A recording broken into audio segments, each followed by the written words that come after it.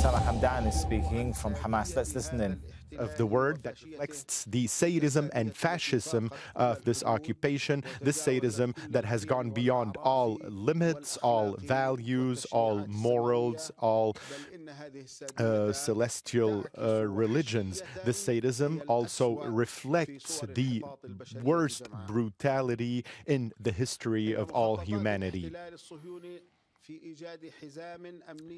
The Zionist occupation is looking to establish a security belt along the borders of the Strip by leveling entire residential blocks and by bulldozing farms and civilian infrastructure. However, this is a crime and this is a blatant aggression against our land and our holy places. These operations will not succeed in accomplishing the enemy's objectives because our people and our resistance will foil these plans with their resilience and their jihad.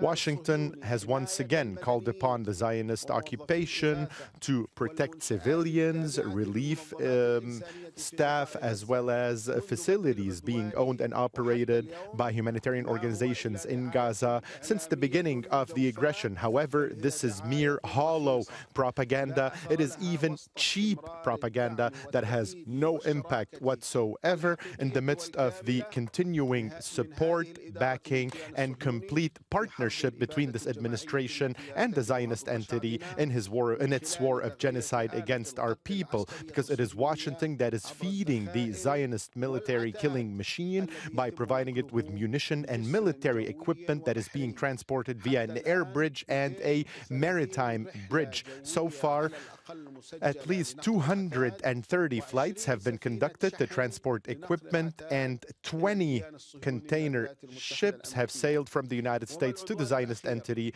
transporting equipment. The last aggression yesterday against the UNRWA training center in Khan Yunis, which was set on fire, and the American silence vis-a-vis this attack only goes to confirm what I just said. Add to that the massacre that was committed today at the Kuwait roundabout when UNRWA called upon IDPs to come and collect relief aid, only for them to be bombed by Zionist airstrikes, leaving over 30 martyrs and 150 wounded people. And this is another crime to be added to this record of the United States and its partnership with the occupation.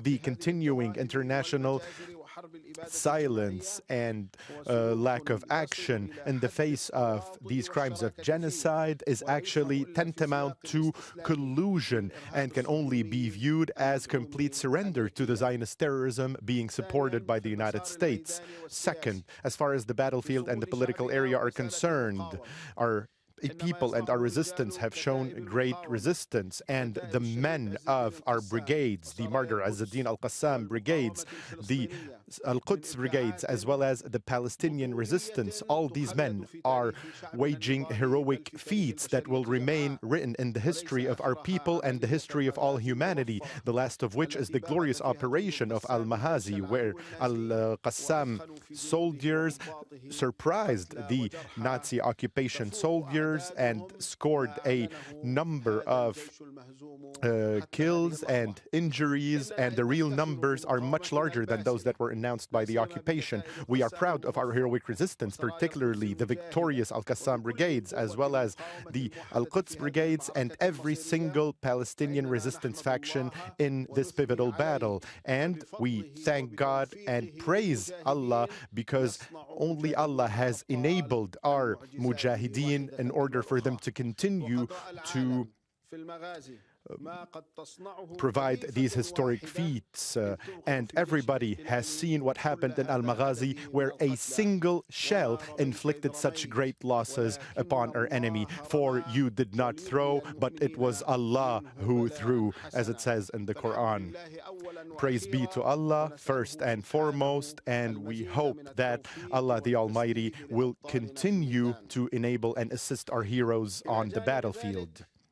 In addition, our people in the Gaza Strip, men, young men, women, children, and families, they continue to wage a historic battle of resilience. They are standing as a single man, and words fail to describe the epic battle and the epic heroism that they are exhibiting in spite of the killing, in spite of the massacres, in spite of the starvation, in spite of the thirst, in spite of the systematic shelling that is targeting every facet of life. Our people are still resilient, they are still holding fast, they are still challenging the enemy. And we've all seen the scene, we've all seen how the commanders of the Zionist army are treating each other, and this shows internal dissensions, this shows confusion amongst these criminal leaders, both political leaders and military leaders. We have seen their differences, we have seen how they are unable to accomplish any of the objectives that they set out to accomplish in their war of aggression. And here, we would like to reiterate very clearly that as the resistance continues to manage this battle with prowess, with wisdom, and as it continues to deliver great results, and as it continues to control the flow of this battle in order to avenge the blood of the martyrs, defend our people, and stave off the aggression, we are once again proving that we are taking serious steps towards a clear victory against this Nazi enemy, thanks to Allah. The resilience of our great people in the Gaza Strip and them holding fast on their territory and offering great sacrifices, continuing to stand fast for months on end, and them rallying around their resistance and embracing their resistance with faith and power are actually the rock upon which all the plans of the occupation will come crashing down, including displacement, violations of the rights of our people and our people's dignity and identity. The failed criminal Netanyahu is delusional and believes that by continuing his war of genocide against our people, he will accomplish one or some of his objectives and the plans that he's seeking to accomplish in Gaza. However, he will come out empty-handed, and Gaza will be the cemetery of his dreams, his delusions, his plans, and his army, God willing. Failed Netanyahu continues to lie to his people. He continues to sell them delusions without caring about the numbers of his soldiers who are falling every day, and without caring about the lives of the soldiers and officers of the occupation army who are being held by the resistance. He continues to arrogantly drag his feet and play for time, and this policy will only lead to more losses that will translate in his political future, God willing.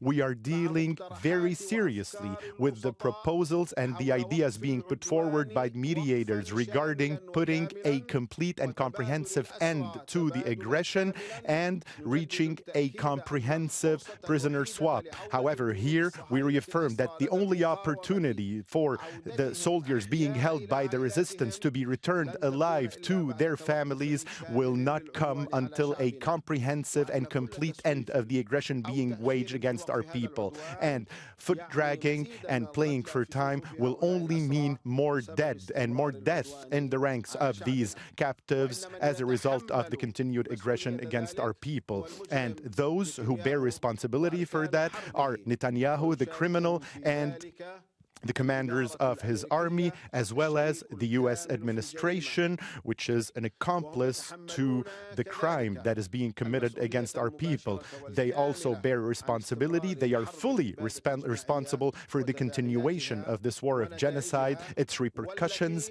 its results, and this war that will only bring them more despair, more losses, and then will make them appear in court to stand trial for their aggression and their crimes once their political and military future comes crashing down. Third, international stances. I will start with the International Court of Justice.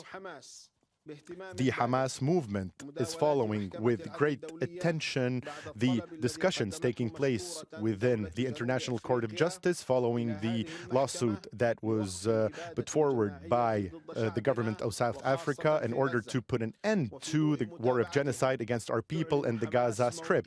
In light of this, the stance of the Hamas movement is actually built on the principles of reciprocity and international law represented in the following 3 points here.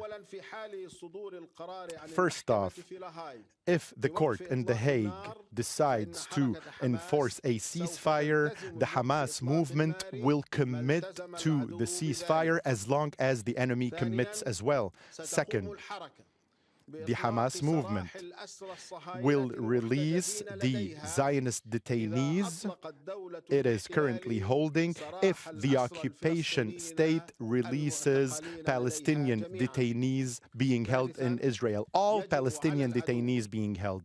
Third, the enemy must put an end to its blockade, and I mean the Zionist entity must put an end to his blockade that has been going on for 18 years against the Gaza Strip and must allow for the complete and unobstructed entry of all relief aid for our people in the Gaza Strip, as well as all the necessary requirements for reconstruction after the destruction that was sown by the enemy in the Gaza Strip.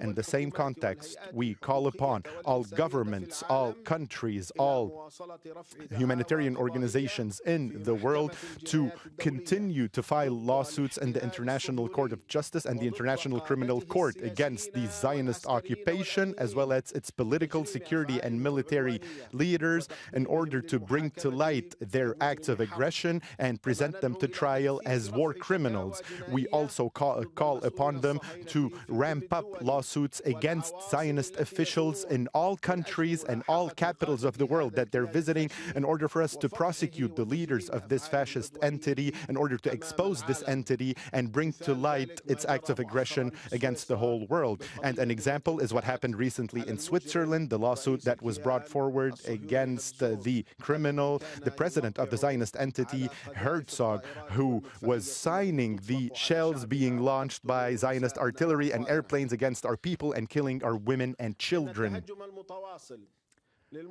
The continuous attacks by the criminal Netanyahu and the Nazi ministers and extremists against our Arab and Islamic countries, the last of which was their attack on the brotherly state of Qatar, only shows political bankruptcy and failure in the face of all the criticism that they are facing internationally, and in the face of them being held responsible for the repercussions of the war of genocide being waged in the Gaza Strip.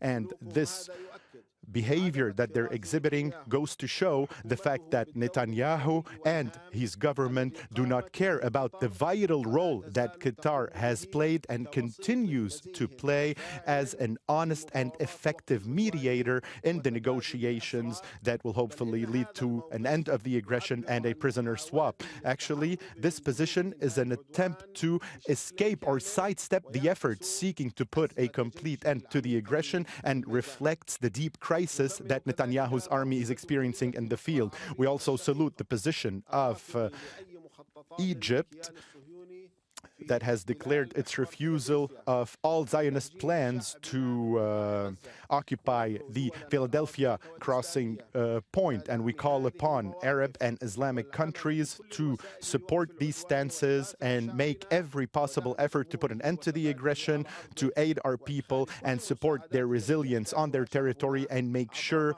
that they bring in all the help that our people need through the Rafah border crossing, despite the refusal of the occupation. And here, I would like to address some of the things that, some of the solutions that are being put forward by Zionist leaders, particularly in Europe. Whether the proposal by the Minister of Foreign Affairs, the genius Minister of Foreign Affairs, about the establishment of an artificial island at sea that our people will be forced to go and live in. and live on. These proposals, as well as all other proposals to receive our people in other countries, only reflect the fascist and Nazi mentality of the Zionist occupation that continues to dream to take our people out of their land. These delusions, these dreams will never come true. They will never become reality. Our people are standing fast in their territory like mountains, and the occupation will end, God willing, and these invaders will come back to whence they came, from the four corners of the world. And here we would also like to reaffirm that we reject the proposals of Mr. John Kirby, as well as other statements that were made by U.S. administration officials about the day after the aggression in the Gaza Strip, and that the future of the Gaza Strip cannot include the Hamas movement. This statement is a blatant interference in our people's affairs and a continuation of the hegemony through which the U.S. administration seeks to maintain control over people's decisions and choices. We believe that this behavior is yet another form of aggression that we refuse. An aggression against our people. We are a main component of the Palestinian people, and our people are the only decision makers when it comes to choosing their leadership and deciding their fate. Once again, we praise the honorable stance of our brothers, Ansarullah in Yemen, who continue to target ships belonging to or headed to the Zionist entity in support to Palestine, Jerusalem, and Gaza, and in solidarity with the resistance in the Gaza Strip until the end of the Zionist aggression. In this context, we regard with condemnation, and we warn of all efforts that are seeking to save the Zionist entity from the strategic defeat it is currently suffering in the Gaza Strip, as expressed by the fascist minister Mary Regev, when she spoke about building a road that will be used to transport goods from India to Arab territories, through Arab territories, and then to the Zionist entity in order to circumvent the blockade that was imposed by the Yemeni armed forces against ships headed to the Zionist entity. And here we would like to say very clearly that Arab countries concerned with the statement that was made by this extremist criminal are actually required to clarify their stance regarding the statement that she made, because today we are waging a historical battle, a battle that has no room for half solutions and half stances. We call upon our Arabic and Islamic people and the free people of the world to continue to ramp up all efforts and all forms of solidarity across the board and with all available means in every city and every capital of the world to expose the occupation, to reject its crimes, and to express solidarity with our people and our just cause until the Zionist aggression has ended. We once again call upon them all to take to the streets tomorrow, Friday, as well as Saturday and Sunday, and raise their voice across the world in order to put pressure. The failed criminal Netanyahu is delusional and will come out empty-handed from Gaza. The words there were defined. Senior member of Hamas, Osama Hamdan, speaking in Beirut, he went on to say his organization has taken a stance towards the ICJ ruling with three principles. Hamas will accept a ceasefire and abide by it as long as the enemy does. He said Hamas will release detainees if, as he put it, the Zionist state releases Palestinian detainees. And he said the Zionist entity must end the blockade of 18 years. He went on to point at the United States, saying it was engaging in blatant interference in our people's affairs and another form of aggression through the proposals of John Kirby, which he said we reject, the National Security Council spokesperson, of course.